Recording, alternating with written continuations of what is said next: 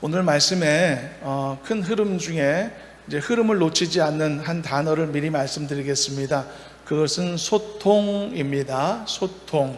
하나님과 얼만큼 긴밀하게 소통할 수 있고 얼만큼 정확하게 소통할 수 있느냐. 이것이 굉장히 큰 신앙의 숙제고 과제이기도 한데요. 이 소통의 문제를 어떻게 우리가 살펴보고 교훈받느냐, 이 사실이라는 것 여러분 잊지 말고요, 말씀을 오늘 함께 나누시도록 하겠습니다. 저 지난주에 광복절이었었죠. 이번 광복절은 80주년이더라고요. 좀 더 의미가 깊은 해였는데 뭔가를 기념하거나 또 이렇게 기억할 때 이렇게 매년 기념하는 것도 의미가 있지만은 보통은 10주기, 20주기, 30주기 이런 식으로 더 큰 단위의 숫자에 맞춰 기념하는 것을 더 의미 있게 생각하지 않습니까? 사람의 나이도 첫 돌은 이렇게 의미를 크게 두지만 그 이후에는 보통 60살, 70살, 80살 이렇게 큰 단위의 생일에 더 의미를 부여하지요. 성경에도 보면은 50년마다 한 번씩 돌아오는 이 희년에 대해서 굉장히 큰 의미를 부여하기도 하는 것을 볼 수가 있습니다.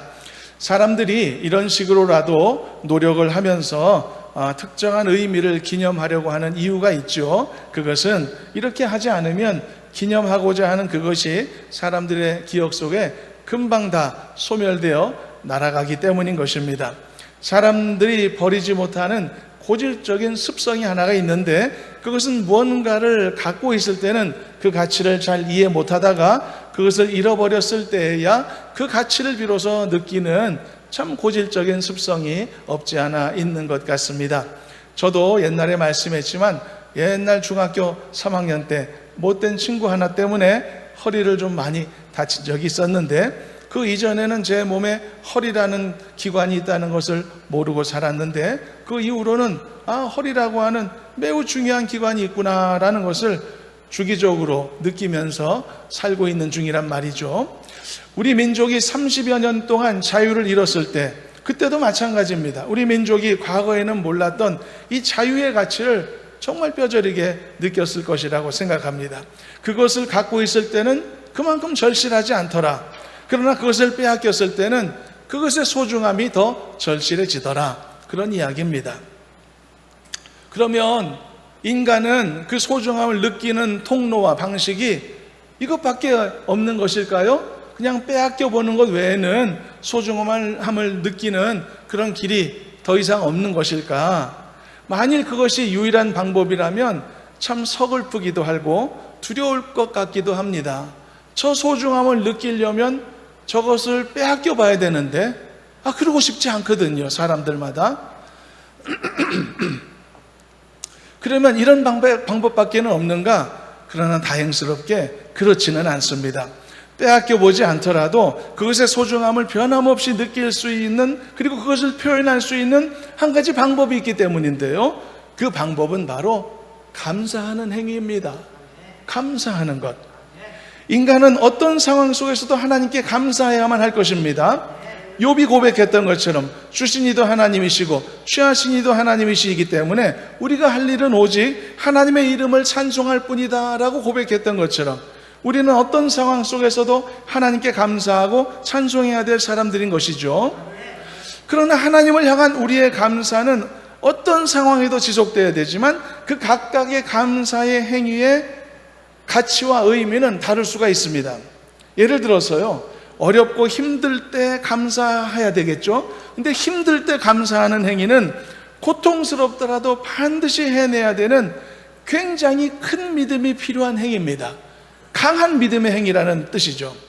또는요, 무난하고 편안할 때 그때도 감사해야 되겠죠.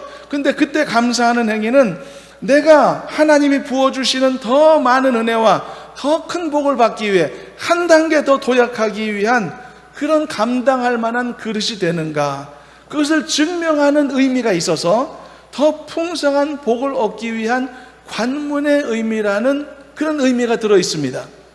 그렇기 때문에 편안할 때도 감사해야 되는 것이겠죠.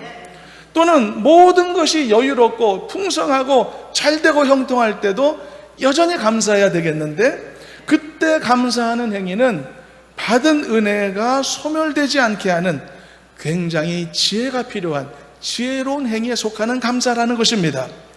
각각의 감사가 다 소중하고 의미 있지만 그 중에서 진짜 강한 믿음이 필요한 감사는 무엇일까? 그건 고난의 때 감사하는 것이고요.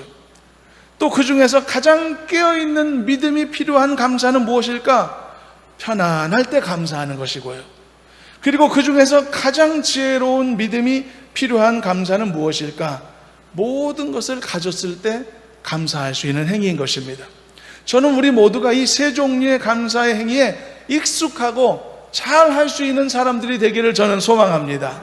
그 중에서 무엇보다 세 번째, 가장 지혜로운 감사자들이 되었으면 좋겠습니다.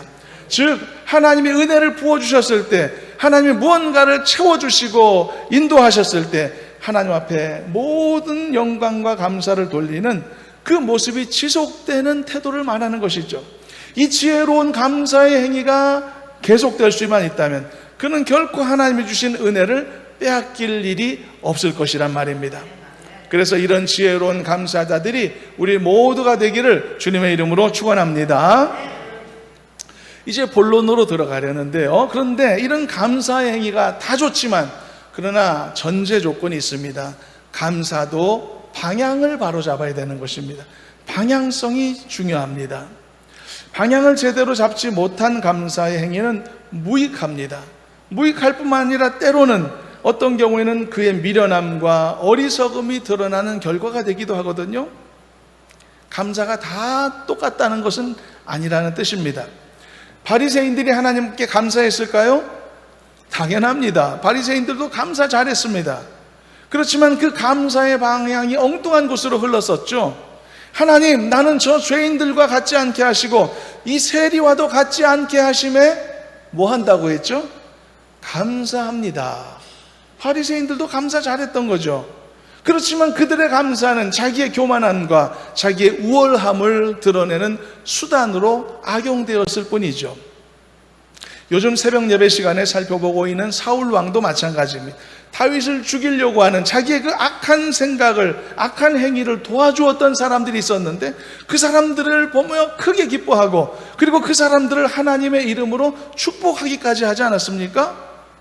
세상에 하나님이 절대 기뻐하지 않으시는 일을 나는 기뻐하며 그리고 그들을 그 일 때문에 축복하는 행위를 한다는 것이 얼마나 엉뚱한 방향성을 가진 것이겠습니까? 그래서 여러분, 감사도 중요하고 기쁨도 중요하고 믿음도 중요하고 열정도 중요하고 섬김도 중요하고 다 중요하지만 그보다 진짜 중요한 것, 그 앞서야 될 것은 올바른 방향성을 가지는 것입니다. 이 부분에 있어서요, 열정은 있었으나 올바른 방향성을 잃어버린 그런 일련의 사람들의 모습을 이 시간 말씀을 통해 함께 잠시 살펴보려고 합니다. 여러분, 사람들이 각각 갖는 가치 판단의 기준은 다를 수밖에 없죠. 심지어 옳고 그름의 생각도 다 같을 것 같은데 같지 않더라. 심지어 선과 악에 관한 기준도 이건 틀리지 않을 수 없을 것 같은데 다 다르기도 하더라는 것을 우리는 느끼기도 하죠.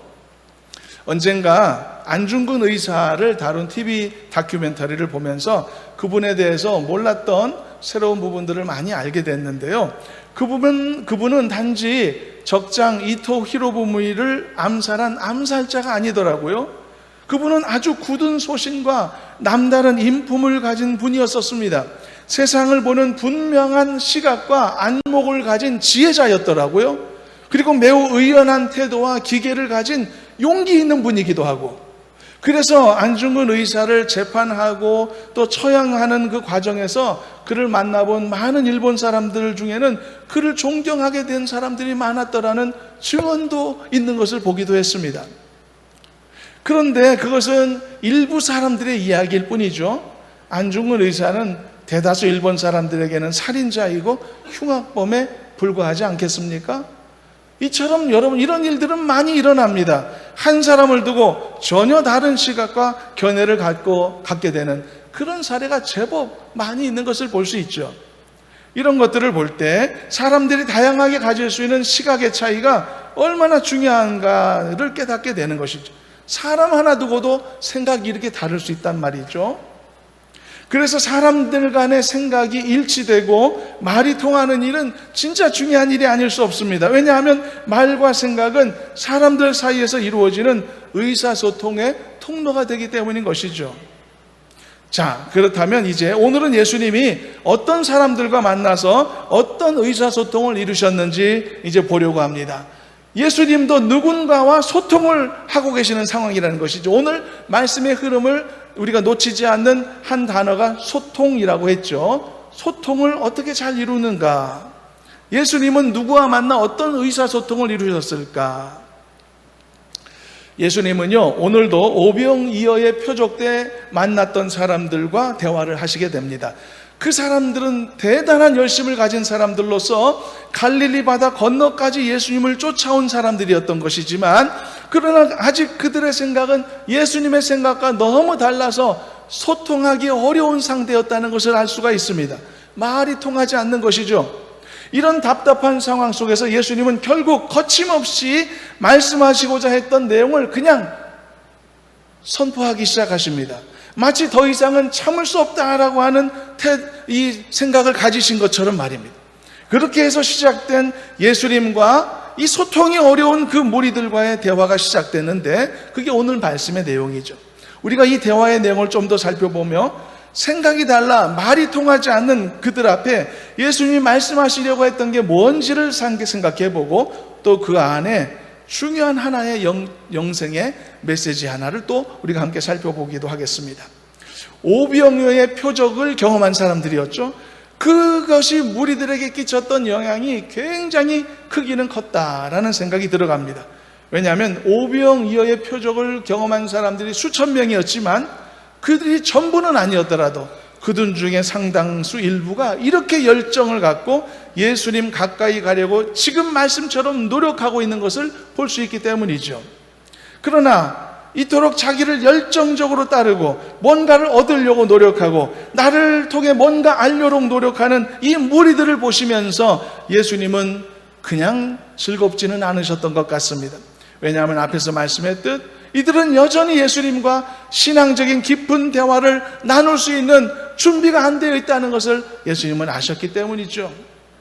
그들은 여전히 끈질기게 떡에 대해서만 예수님과 대화하고 싶어 했습니다. 어떻게 보면 집요할 정도로 그들은 떡에 대해서만 알고 싶어 했던 것이죠. 제가 지난 시간 설교 때 말씀했었죠. 이 오병이어의 표적 사건을 통해 이후에 예수님이 말씀하시게 될 두 가지의 중요한 주제가 파생된다고요. 첫 번째는 믿는 게 무엇이냐, 믿음에 대한 주제. 둘째는 진정한 떡이 뭐냐, 떡에 대한 주제라고요. 첫 번째 믿음에 대한 주제는 지난 시간에 살펴본 셈이고, 오늘 이 시간에는 떡이 뭐냐, 떡에 대한 주제를 살펴보는 중입니다. 그리고 이제 이 떡에 대한 주제를 예수님이 이제 말씀하시게 된 것은 사실상 그들이 집요하게 이것에 관해 질문을 던졌었기 때문인데요. 그렇지만 문제는 말씀했듯 이런 깊은 대화를 나눌 만한 상대가 되지 못했었다. 그래서 근원적인 대화의 한계가 분명히 있었다는 것을 볼 수가 있다는 점입니다.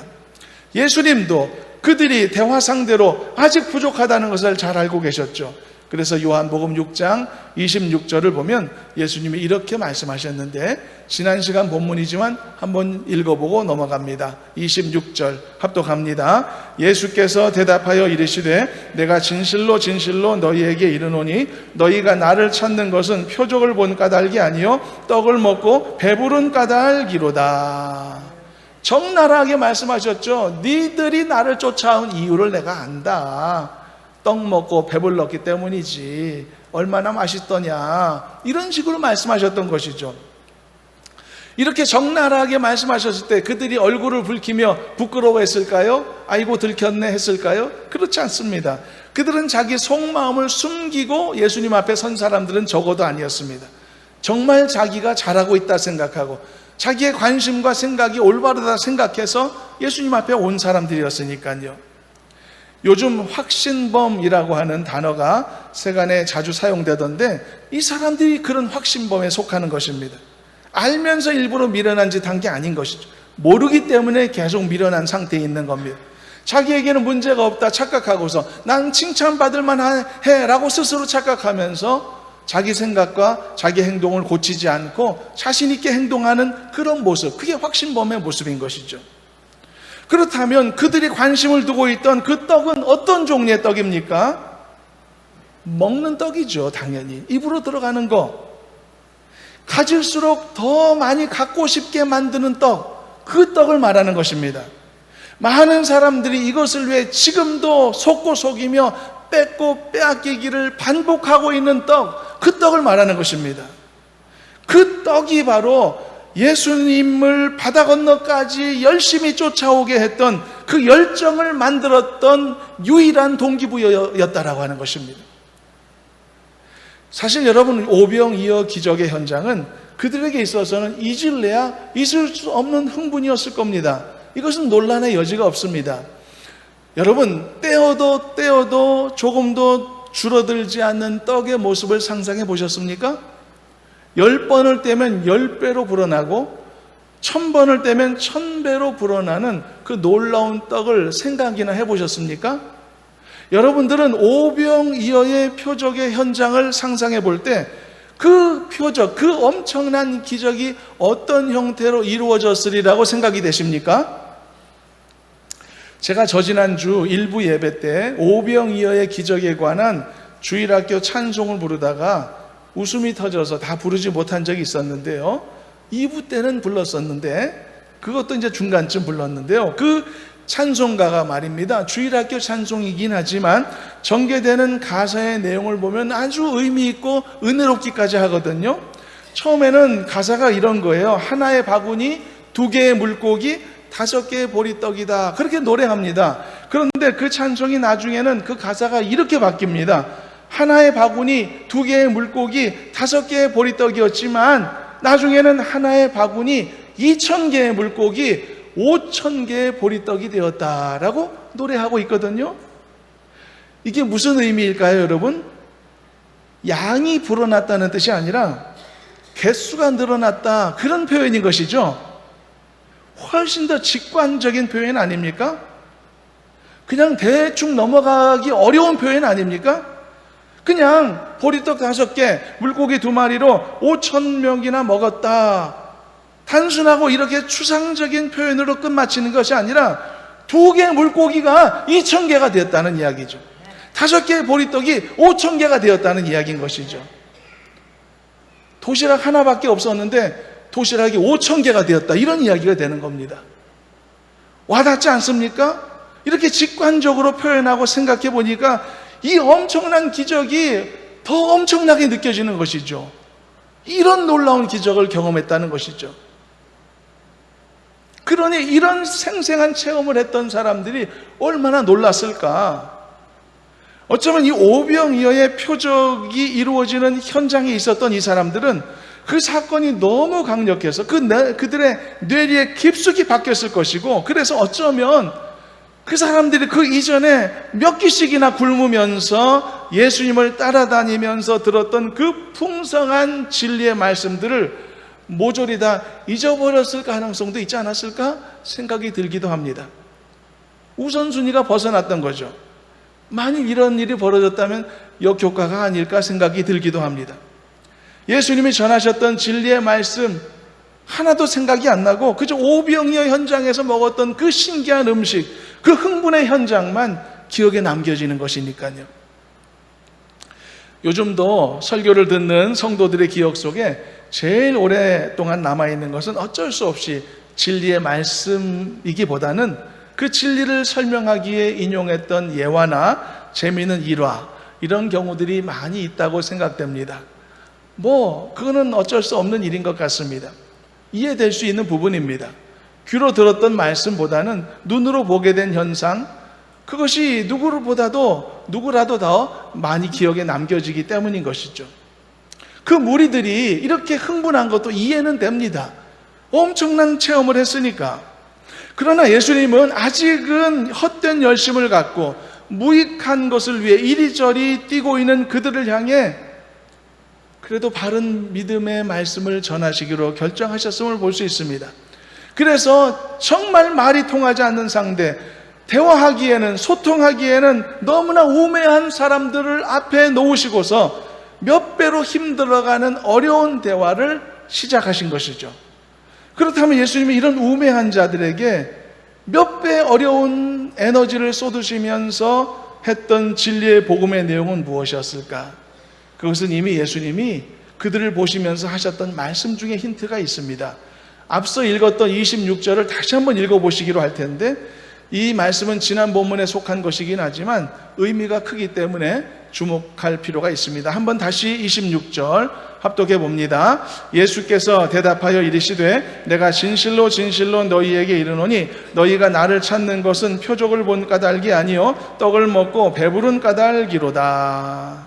예수님의 이 말씀을 겉으로만 생각하면 야단 한번 크게 치셨네 이렇게 끝나겠지만 그게 아닙니다. 조금 더 뜻을 헤아려 보면 이제부터 예수님은 진짜를 가르쳐 주시기로 마음 먹으셨구나라는 사실을 엿볼 수가 있거든요. 예수님께서 이제 그들에게 하시고자 하는 말씀의 내용은 사람들이 먹고 배불렀던 그 떡에 대한 것이 아니라 예수님이 그것을 통해 세상을 향해 선포하셨던 이 표적에 담긴 진리에 관한 것을 이제는 드러내시기로 하셨구나라는 것을 깨닫게 되는 것입니다. 그래서 이제 그들의 대화의 내용을 통해서 오병이어의 역사가 단순한 기적, 단순한 미라클이 아니라 미라큘러스 사인이라고 했죠. 바로 메시지가 담긴 기적, 바로 이 표적이라고 하는 사실을 그들에게 이제 알려주시기로 하셨다는 사실입니다. 이제 그들과의 예수님과의 본격적인 대화의 내용을 볼 텐데요. 그들은요, 우리가 그들을 너무 폄하할 필요는 없을 것 같습니다. 예수님의 오병이어의 표적을 경험한 그 사람들은 나름대로 꽤 괜찮은 믿음의 자원들이라고 여겨지기 때문인데요. 그들이 생각해낸 것은 예수님에 대한 특별한 감정이긴 하지만 그러나 그 감정 안에 예수님이 그래도 우리 민족의 진정한 통치자가 아니실까라고 하는 생각에까지 미치기도 했었기 때문입니다. 그들이 이렇게 생각했던 이유가 있었는데 한번 보겠습니다. 30절, 31절 그들의 발언 한번 들어보도록 하겠습니다. 그들이 묻되 그러면 우리가 보고 당신을 믿도록 행하시는 표적이 무엇이니까? 하시는 일이 무엇이니까? 기록된 바 하늘에서 그들에게 떡을 주어 먹게 하였다 함과 같이 우리 조상들은 광야에서 만나를 먹었나이다. 여러분, 이 말씀을 보면 이 사람들 대단하다 생각이 일단 들어갑니다. 왜냐하면 그 오병이어의 표적을 체험한 그들이 뭘 생각해냈냐 하니까 모세와 광야의 만나를 생각해낼 수 있었다는 사실. 과거에 모세의 지도 아래 있었던 이스라엘 백성들이 광야에서 만나를 먹고 살아남은 이야기를 떠올린 것입니다. 그 신비스러운 하늘의 떡이 그들의 조상들의 고된 광야 생활을 버티도록 힘을 줬다는 사실을 깨달은 것이죠. 그때 백성들이 모세의 인도함을 통해서 광야 생활을 무난히 청산하고 결국은 가나안에 들어가는 승리를 거두지 않았겠는가? 그렇게 생각해 보니까 예수님도 혹시 이런 분 아니실까? 많은 무리들에게 신비로운 방법으로 먹을 양식을 공급하셨단 말이죠. 그렇다면 옛적에 모세에게 맡기셨던 그 일처럼 우리 앞에 서 계신 이 예수님도 역시 이 암울한 시대에 민족을 구원할 진정한 지도자로서 우리에게 보내신 하나님의 사람은 아닐까? 이런 생각까지 할 수 있었다는 것이죠. 대단한 것 아닙니까? 이런 정도의 생각을 할 수 있었던 것도 대단한 사람들이라고 생각합니다. 근데 문제가 하나 여전히 남아 있었죠. 그럼에도 불구하고 그들은 여전히 예수님과 이에 관한 깊은 진리에 관한 대화를 나누기 어려운 준비가 안 돼 있었다. 소통하기 어려운 상대라는 것이죠. 왜입니까? 떡에 대해서 잘못 알고 있었으니까. 그래서 예수님은 알아듣지 못하는 그들을 향해 힘겹게 말문을 여셨는데 32절, 33절 예수님의 대답을 읽어보시도록 하겠습니다. 읽어봅니다. 예수께서 이르시되 내가 진실로 진실로 너희에게 이르노니 모세가 너희에게 하늘로부터 떡을 준 것이 아니라 내 아버지께서 너희에게 하늘로부터 참떡을 주시나니 하나님의 떡은 하늘에서 내려 세상에 생명을 주는 것이니라. 놀라운 하늘의 비밀을 예수님은 거침없이 선포하신 겁니다. 그들이 이 말씀을 알아들었을까? 못 알아들었습니다. 예수님 말씀하십니다. 너희들은 입으로 들어가는 떡을 말하고 있지, 나는 하늘에서 하나님이 주시는 떡을 말하는 거야. 그 떡은 참 생명을 주는 떡이야. 예수님이 내 아버지께서 하늘로부터 참떡을 주신다고 말씀하셨을 때 이 말씀을 제대로 알아듣지도 못하던 그들은 또다시 흥분합니다. 그러면서 이렇게 대답을 하는데 34절도 읽어보도록 하겠습니다. 합독합니다. 그들이 이르되 주여 이 떡을 항상 우리에게 주소서. 여러분, 말씀 고백 하나만으로 본다면 문제될 게 없죠. 은혜로운 화답이죠. 그러나 우리는 이 속에 어떤 문제가 담겨 있는지 이제 알고 있지 않습니까? 그들이 추구하는 떡은 그 떡이 아닌 것이죠. 참으로 끈질기게 그들은 자기들이 생각하는 떡에 집착하고 있었습니다. 그런데 그런 답답한 그들을 향해서 예수님은 이제는 알아듣든지 뭘 알아듣든지 그 떡이 무엇이고 심지어 그 떡이 누구인가 정확하게 말하면 그것에 대해서 그냥 선포하기로 결정하시게 됩니다. 35절도 한번 읽어보도록 하겠습니다. 35절 합독합니다. 예수께서 이르시되 나는 생명의 떡이니 내게 오는 자는 결코 줄이지 아니할 터이요 나를 믿는 자는 영원히 목마르지 아니하리라. 할렐루야. 예수님께서 말씀하셨습니다. 나는 뭐라고요? 생명의 떡이다. 내가 바로 떡이다. 너는 먹는 떡 말하고 있지. 그 말 그만해야 돼. 내가 바로 떡이야. 내가 바로 생명의 떡이야. 나를 믿는 자는 영원히 목마르거나 줄이지 않을 것이다. 분명히 당시 사람들은 이 예수님의 말씀을 이해할 수 없었습니다. 준비가 안 돼 있었습니다. 그러나 예수님은 봐주지 않고 더 이상 기다려주지 않으시고 무리들에게 그냥 직설적으로 선포하신 것입니다. 이유가 뭘까를 생각해 봤을 때 그들 중에 나중에 이 말씀을 기억하고 변화될 사람도 있었지 않았을까 생각도 들고, 이 말씀이 이제 될 말씀이 아닙니까? 그 기록된 말씀이 그 후세대 우리 같은 사람들에게 읽혀지고 들려져서 우리가 변화되고 은혜 받을 것을 예수님도 기대하셔서 이 말씀을 전하지 않으셨을까 생각이 들기도 합니다. 진짜 우리는 기록된 이 말씀을 읽고 이 놀라운 말씀을 우리가 지금 나누고 있지 않습니까? 예수님이 선포하신 건 이런 것입니다. 나는 생명의 떡이다. 너희들은 육체를 배부르게 하는 떡에 온통 관심이 있지만 나는 생명의 떡에 대해서 말하려고 하는 것이다. 그리고 이 생명의 떡은 곧 나 예수니라. 여러분, 예수님이 이 말씀하셨지만 그 사람들은 못 알아들었죠.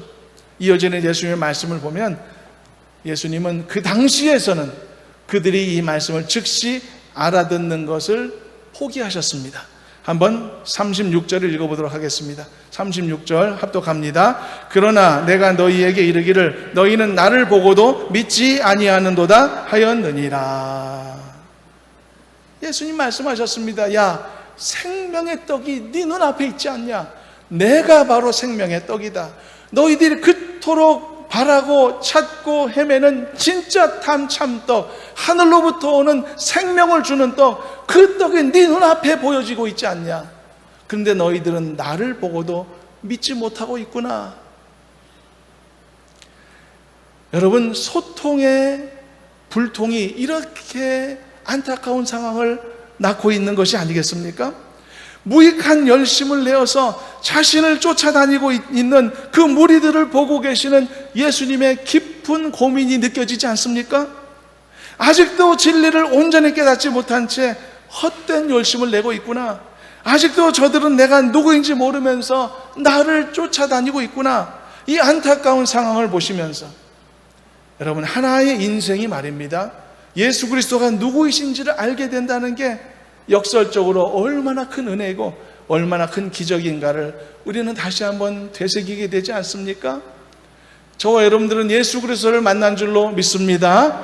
예수님이 하나님의 아들이시고 그리고 십자가에 지신 구세주이시고 그 보혈의 피로 말미암아 우리의 죄가 용서받고 영원한 생명을 얻게 된 줄로 믿습니다. 이 믿음의 고백이 여러분들의 고백이라면 놀라운 기적인 것이죠. 이 구원에 관한 확실한 소통이 여러분들에게 이루어졌던 것이죠. 그렇지 않았으면 여러분들은 이런 고백 못하는 겁니다. 못하는 겁니다. 여러분, 우리도 그러므로 점검해 볼 필요가 있습니다. 과연 우리는 얼만큼 예수님의 말씀을 깊이 이해할 수 있는 준비가 되어 있나? 여전히 예수님이 떡으로만 말씀하실 때 여러분들은 빵으로 알아듣고, 빵을 말씀하실 때 떡으로 알아듣는 그런 무지함과 고집이 있지는 않은가? 예수님이 멈추라고 하시는데 계속 가고 싶고 안달하고, 예수님이 가라고 하시는데도 여전히 멈춰 있으며 주저하는 반대적인 모습이 나에게 있지는 않은가? 성경 읽을 때도, 말씀을 들을 때도 하나님의 뜻을 겸손하게 찾아야 되는데 그 겸손함이 사라지고, 하나님의 음성을 겸손히 들어야 되는데 듣지 못하며 나의 의지대로 이해하고 나의 의지대로 판단하여 나의 생각대로 내 삶을, 이 말씀을 적용하는 그런 무지함과 그런 섣부른 태도가 나에게 있지는 않은가? 오늘 말씀을 통한 우리의 문제의식은 여기에 있는 겁니다. 명백하게 의도된 불순종이 아니라는 사실에 더 방점이 있는 겁니다. 어리석은 착각과 무지함 때문에 발생되는 안타까운 상황이라는 것에 더 방점이 있는 겁니다. 오병이의 표적을 경험하고 바다까지 건너온 이 사람들 보통 사람 아니라고 제가 말씀했죠. 평범하지 않는 사람들입니다. 그 정도의 열정과 그 정도의 열심을 갖고 예수님을 쫓아오는 사람들 그리 많지 않은 것입니다. 대단한 사람들입니다. 굉장한 신앙의 자질을 갖춘 사람들이란 말입니다. 그들이 말이죠, 배를 빌려 타고까지 바다 건너까지 예수님을 따라온 그 열심은 오늘로 비교하자면, 요즘 같으면 비행기 타고 말이죠, 저 싱가포르, 저 홍콩 정도 거리까지 예수님을 막 따라서 온 그런 정도의 열정을 발휘한 것과 비슷하다고 말할 수 있을 겁니다. 보통 사람은 그렇게 안 하지 않습니까? 그래서 그들의 무지함과 그들의 어리석음이 더 안타까운 생각이 드는 겁니다. 그래서 더욱 우리들에게는 이런 안타까운 상황이 일어나서는 안 된다고 말하는 겁니다. 그래서 이런 질문들로 우리 자신들을 스스로 점검해 봐야 된다라고 도전하고 있는 것입니다. 과연 나는 예수님 앞에서 말이 잘 통하는 사람일까? 과연 나는 예수님과 소통을 잘 하고 있는 사람일까? 그들도 예수님을 따라다녔듯이 나도 예수님을 따르는 그런 믿음의 삶을 살아오고 있는데, 나의 관심은 어디에 있고 무엇에 있나? 내가 예수를 믿는 이유는 바로 이 정확하고 올바른가? 내가 교회에 다니는 이유는 무엇이라고 분명하게 정확하게 말할 수 있을까? 예수님은 생명을 주는 떡을 말씀하시는데, 그래서 이 생명의 떡으로 배불러야 된다라고 말씀하시는데, 혹시 나는 줄곧 육체를 배부르게 하는 떡만을 염두에 두고 살아오고 있고 또 믿음 생활하는 것은 아닐까? 욕심을 채우는 떡만을 떠올리고 먹었어도 금방 배고파질 수밖에 없고 또 먹어야 하는 그런 떡만을 생각하는, 그래서 결코 만족할 수 없는 그 떡만을 생각하며 살고 있는 것은 아닐까? 저는 가끔 교회에서 점심시간이 되면은 점심 먹자라고 부르는 전화 소리가 싫을 때가 많습니다. 왜 시간만 되면 점심을 먹어야 되나? 왜 점심시간은 맨날 돌아와야 되나? 이런 생각에 차라리 안 먹고 살았으면 좋겠다, 이런 생각을 가끔 할 때가 있습니다. 먹어도 배가 고프지 않습니다. 또 먹어야 되고 또 생각나야 되고, 도대체 만족함이란 없고 갈급함만 있는 그 육체의 떡, 그 떡만을 생각하며 살아오고 있지는 않은가? 우리는 이런 질문들을 우리 자신들에게 해보면서 과연 나는 바른 믿음 살고 있는가? 또 바른 소통을 이루고 있는가를 생각해 보자는 것이죠. 사랑하는 여러분, 예수님과 깊은, 지금보다 더 깊은 대화를 할 수 있는 영적인 눈이 더 밝게 띄어지기를 주님의 이름으로 축복합니다. 이 세상과 육체에만 매여 있을지 모를 여러분들의 생각의 지평을 열어내시기를 바랍니다. 단지 잘 살기 위해서 예수를 믿는 게 아니라 올바로 살기 위해 예수 믿는 것임을 잊지 마시길 바랍니다. 그러므로 예수님과의 참된 대화를 이루기 위해서, 참된 소통의 풍성함을 누리기 위해서 여러분들이 가진 육체의 사고방식을 포기할 수 있길 바랍니다. 하나님은 언제나 준비된 자와 대화하시는 겁니다. 소통할 수 있는 자와 소통을 시도하시는 것입니다. 자신의 뜻을 이해할 수 있는 자에게 자신의 일을 맡기시는 것입니다. 중요한 것은 이렇게 될 수 있도록 준비된 사람이 되는 것이죠. 하나님께서는요, 성전 안에 머물러 있었던 엘리 제사장과 나이 어린 사무엘 두 사람 중에 누구와 대화하기로 결정하셨죠? 어린 사무엘과 소통하기로 결정하셨죠. 왜였을까요? 이유가 뭘까요? 나이가 어리니까 순수하고 동심에 더 하나님과 소통하기 쉬워서? 아닙니다. 이유는 단순합니다. 엘리 제사장은 하나님의 음성을 들을 준비가 안 돼 있었기 때문에, 그 순간 소통이 불통하는 상황이었기 때문에, 반면에 아이 사무엘은 그럴 준비가 되어 있었기 때문에, 하나님이 말씀하시면 들을 수 있는 귀를 갖고 있었기 때문에, 그래서 소통하시게 되었던 것이죠. 하나님은 준비된 자와 대화하시는 것입니다. 그래서 우리가 준비된 자가 되자라고 지금 말씀의 도전을 함께 나누고 있는 것입니다. 준비된 자가 되시기를 축복합니다. 소통이 원활한 믿음의 사람 되실 수 있기를 축원합니다. 여러분들이 기도함으로 하나님 앞에 나아갈 때 마치 장벽이 내 앞에 있는 것 같은 답답함에서 벗어날 수 있기를 바라고, 내가 기도할 때 하나님이 응답하시고 나에게 깨닫게 하시고 나를 위로하시는 놀라운 은혜를 경험하는 저와 여러분 되기를 간절히 소망합니다. 여러분들이 예배를 위해 주 앞에 나올 때마다 그저 아무 생각 없이 딴 생각하고 그냥 집에 가는 그런 무익한 시간들이 아니라, 이 자리에 나와서 찬송 드릴 때 은혜가 나에게 넘쳐나고, 말씀을 들을 때 하나님이 나에게 도전하시는 음성이 내 귀에 들려지고, 그리고 예배 이 경건의 활동을 하는 그 모든 시간들을 통해서 하나님이 내 영혼을 어루만지시는, 내 몸과 육체를 치유하시는 놀라운 그 손길을 경험하고 느낄 수 있는 믿음의 소통자들이 되기를 저는 간절히 소망하는 것입니다. 그것이 우리의 삶을 얼마나 부유하고 풍성하게 만들 것인가, 이것이 오늘 말씀의 도전이었습니다. 말씀을 맺겠습니다. 여러분, 지금 이 순간에도 여러분들과 진실한 대화를 원하시는 하나님을 향해 여러분들도 이렇게 대답할 수 있으면 좋겠습니다. 사무엘이 뭐라고 대답했죠? 여호와여 말씀하옵소서, 주의 종이 듣겠나이다. 여러분들도 들려지고 읽혀지는 모든 하나님의 말씀을 통해 조금도 부족함이 없고 걸림이 없는 하나님과의 아름다운 영적 소통이 매일매일 풍성하게 이루어질 수 있기를 축복합니다.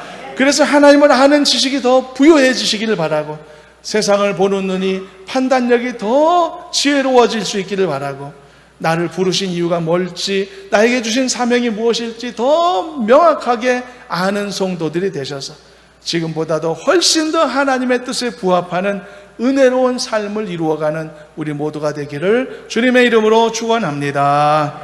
기도하겠습니다. 하나님 아버지, 우리를 은혜 가운데로 인도하시고 도전하여 주심을 감사합니다. 지금보다 더 나은 사람, 더 풍성한 은혜를 누리는 사람, 더 깊은 소통을 이루는 사람으로 하나님 만들어 주실 줄로 믿습니다. 우리는 이와 같은 일에 더 소망을 갖고 더 충성하며 더 겸손히 설 수 있도록 도와주시옵소서. 예수님의 이름으로 기도하옵나이다. 아멘.